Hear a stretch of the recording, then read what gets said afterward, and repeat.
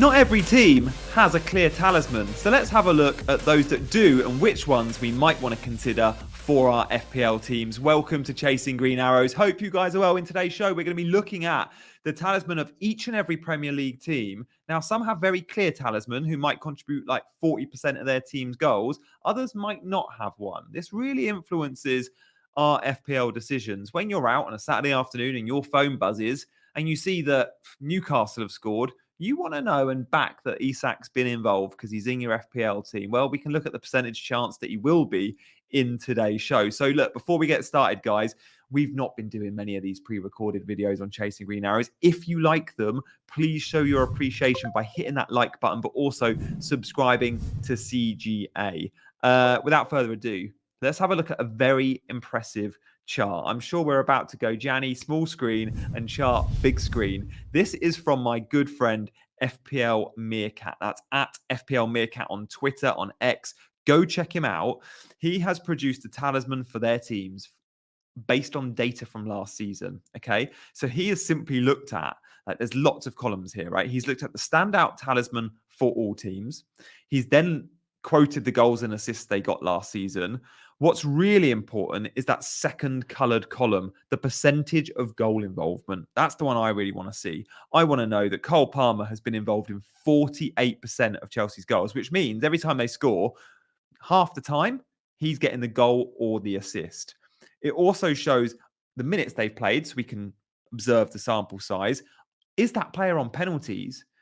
And are they therefore an outright talisman? And we can see straight at the top of the list, yeah, there's a fair few talisman. We can look at Palmer and Haaland and Salah.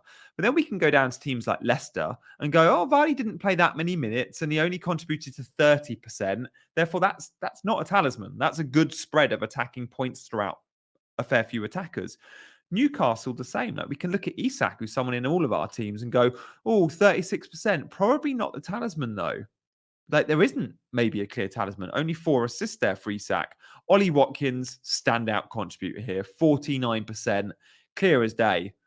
We don't know if he's on penalties. Last season he wasn't because Douglas Luiz was around. If Watkins is on pens this season, that percentage probably shoots up. Saka, again, this is an argument to maybe not pick Saka. We're going to go through these one by one.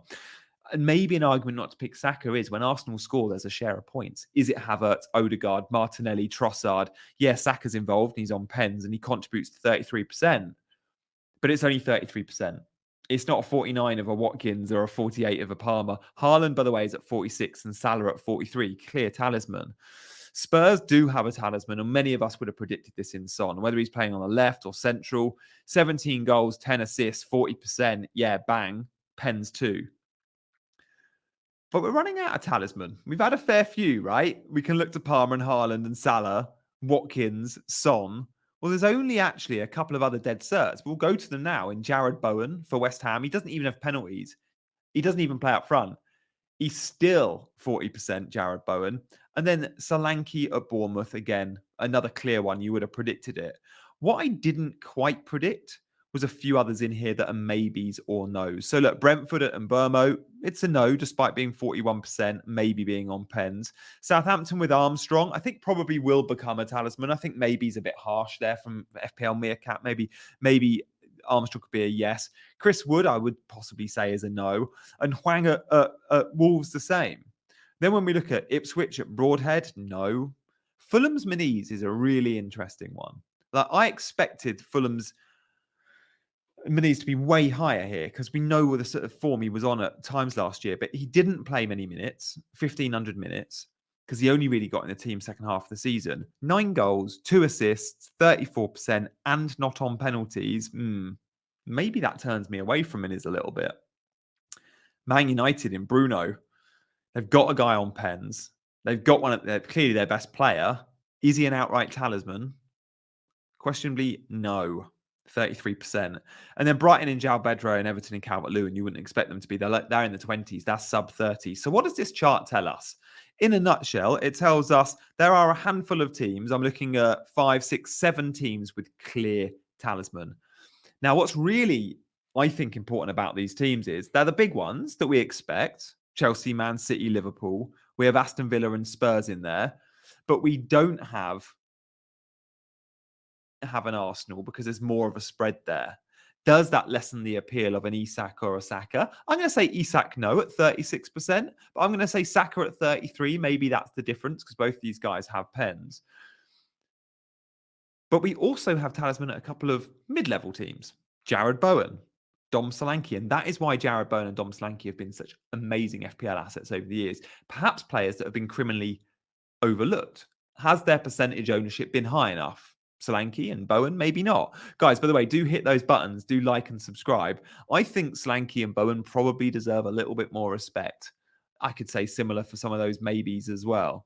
It's a really interesting observation. When I'm out, as I mentioned, on a Saturday afternoon and my phone buzzes and I see that Villa have scored, I'm going to go, yeah, of course Watkins is going to be involved. And 49% of the time, he absolutely is. The biggest sort of no here for me is Saka. And I don't want to bring some Saka propaganda to this show because I think Saka's a fantastic FPL option. But there's two things that put me off buying him. £10 million. I think Foden and Saka should be the same price. Arguably Palmer too. But Saka's more expensive than Foden. And the fact that there's a big spread, and Arsenal's attacking data isn't as good as Man City's. They don't put up as many chances. So knowing it's more spread, I don't know. Yes, Saka comes with penalties and Arsenal get a fair few, but it puts me off him just a tad. Really interesting to see. Who does this sell me towards? Absolutely Watkins. Again, someone I don't have in my team. And I go, the highest percentage, 49. Who does this sell me towards? Who I don't have in my team at the moment? Also Cole Palmer. The thing is about Cole Palmer is the data is from last season. This is a Pochettino team. How does this data look under Maresca? Well, it's impossible to know. You could argue the same for Mo Salah. Under Slot, does Salah produce these same numbers? Now, Salah didn't have the best season last year, but look, 43% of the team's goals, he's clearly still had a good season. Another over 200-point FPL campaign. It's an interesting one. It's put me off a little bit, Saka. It's drawn me towards Palmer and Watkins, but it also puts me off a budget forward that I thought I was going to go with in Muniz. It is worth noting, someone like a Muniz or a João Pedro or a Calvert-Lewin, you can't expect that percentage to be sky high because you're only spending 6 million, 5.5 million on these guys. And with that in mind, you have to take this with a pinch of salt. Of course, Haaland at 15 million, yeah, damn straight, he should be the talisman. Same as Cole Palmer. When you're spending big money, the chances of having a clear talisman at the club, ideally, the way FPL priced the game, it should be more likelihood of a yes. And that is why it's interesting that when a weaker team, like say a West Ham or a Bournemouth, have a mid-priced player in a Solanke or a Bowen, that they're really high. Guys, this was really interesting to chat it through. I'm processing it as I talk to you guys. You can probably tell. Does it impact how I pick my team? Slightly it does. But there are so many different variables how we pick our FPL teams. We don't just simply go pre-season on the fixtures that we've known about for ages and the form, which is what we've seen in pre-season, which again, pinch of salt, it's pre-season, it's rotation. Some players aren't going at it. Some players have been back late. But there has to be loads more going on in terms of how we pick our teams. It isn't as straightforward as form and fixtures. Sometimes it can be data from last season. Sometimes it can be talismans. Sometimes it can be set piece takers or penalty takers. There's all these little items that contribute 2, 3, 4, 5% to our thinking. And this has certainly done that. So I'm hoping you found this show useful. If you have, drop a comment and let us know. And on your way out, guys, do hit those buttons, like and subscribe. We'll see you for another video tomorrow. We're doing lives on this show, Chasing Green Arrows, every Monday and Friday. That's Monday evening and Friday lunchtime. So come and join us for these shows. And when the season kicks off, we'll be back to 3 lives a week as well. So loads going on at CGA. The pre-recorded content is fun. The live is wicked. Get involved in the chat. And we'll see you for another video very soon. Thank you, guys. Bye-bye.